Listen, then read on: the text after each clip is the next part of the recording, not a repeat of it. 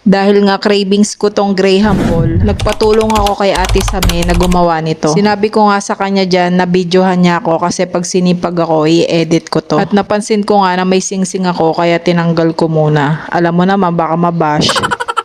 At yun na nga, bibilog-bilugin mo lang din yan, parang yung ginawa mo lang din sa ex mo. Diba, napakadali lang din ng procedure. Graham powder lang to guys at condensed, then pagsasamahin nyo. Magtitira lang din kayo ng powder pang coat nya. Yung pinaglagyan ko dyan ng Graham Ball, pinaglagyan ko din yan ng leche plan. O diba, double purpose yung lagayan. Ang lalaki nga ng Graham Ball na nagawa ko dyan. Pero goods na din kasi kami lang din naman ang kakain. At dahil nga maraming natirang marshmallow, saan pa nga ba pupunta yan? Eh di sa bibig ko. Marshmallow pa nga lang yung natitikman ko dyan, may pa-thumbs up na ako, 'di ba?